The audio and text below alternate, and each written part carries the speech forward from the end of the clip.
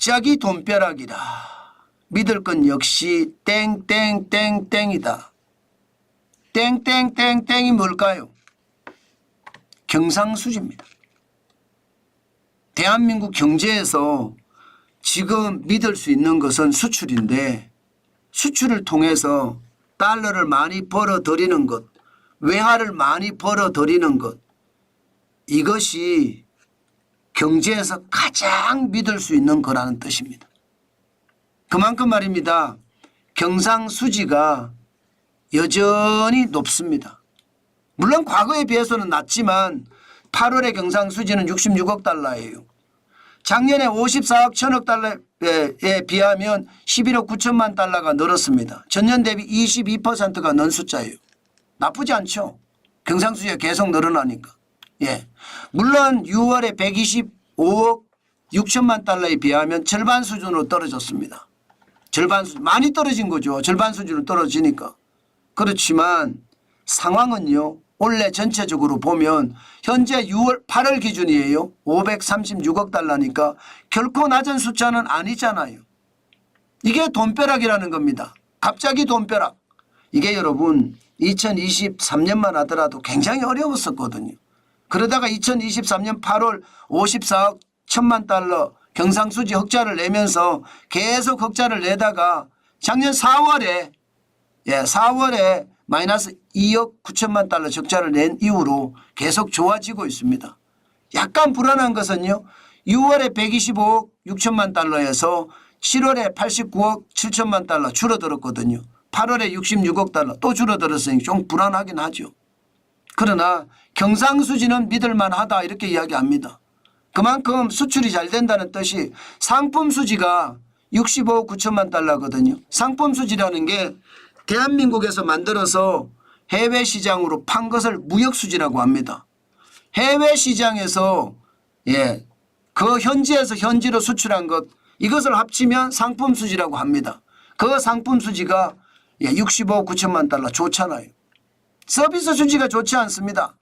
12억 3천만 달러 적자니까요. 아무래도 해외여행 때문에 이렇거든요. 들어오는 사람은 적고 나가는 사람은 많으니까. 버는 소득 수지는 여전히 좋습니다. 16억 9천만 달러. 아무래도 기업들이 해외 유보금을 자꾸 더 가지고 들어오니까 좋을 수밖에요. 이전 소득 수지가 굉장히 나빠졌어요. 4억 6천만 달러로 적자가 심합니다. 이거는 좀 걱정이 되는 수치다 이렇게 생각합니다. 이전 소득이라는 게 해외에 있는 자녀가 국내에 있는 부모에게 용돈을 주는 거라고 생각하면 쉽습니다. 그냥 돈을 주는 거 이전시키는 것을 이전 소득 수지라고 하는데 이게 4억 6천만 달러니까 나쁘다 이렇게 생각은 할 수 있습니다.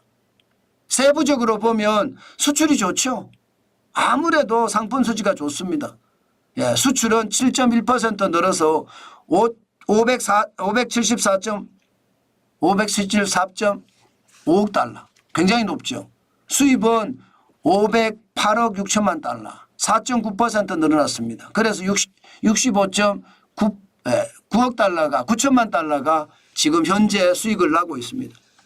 65억 9천만 달러니까 좋죠. 그런데 상품 수지도 좀 나쁘죠. 그죠? 이게 반도체 상황이 좋지 않다는 뜻이 삼성전자가 좋지 않으니까 바로 이렇게 나옵니다. 바로. 6월 달에 상품 수지가 117억 4천만 달러로 좋았거든요. 그런데 7월 달에 줄어들어서 84억 9천만 달러. 8월 달에는 65억 9천만 달러로 더 줄었습니다. 그래서 조금 안타까워요. 그러나 심기일전하면 더 나아지지 않을까요? 그렇지만 서비스 수지는 여전히 안 좋아요. 여전히. 지금 여행이 14억 2천만 달러로 적자가 굉장히 심하거든요.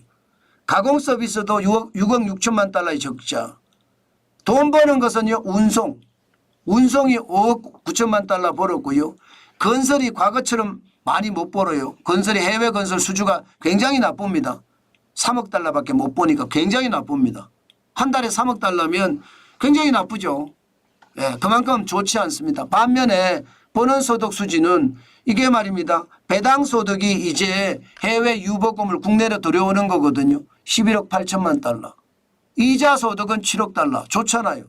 금년화 임금은 1억 9천만 달러. 국내 해외 외국인이 많이 들어와 있으니까 그럴 수밖에 없을 겁니다. 현재까지 보면 경상수지는요 결국 대한민국의 젖줄이 된다 이렇게 생각을 할 수 있습니다. 현재 8월까지 536억 달러였잖아요. 지금 올해는요. 지금 한국은행이 예측하기는 730억 달러로 예측을 하는데 시장의 참여자들이 예측하는 것은요. 지금 이대로면 적어도 말입니다. 여기에다가 300억 달러를 좀 더 플러스 시켜야 되는 것 아니냐. 뭐 한 1000억 달러를 가지 않겠느냐 뭐 이런 이야기도 나옵니다. 물론 제가 봐서는 그렇게까지는 못 갈 것 같고요. 아마 한 800억 달러는 넘어서지 않을까 그렇게 생각은 합니다. 역시 믿을 건 경상수지다. 역시 믿을 건 수출이다. 이 말이 역시 틀리는 말은 아닙니다.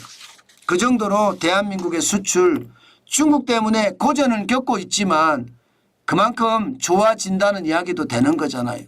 그만큼 그죠. 중국 때문에 고전을 겪고 있는 건 맞아요.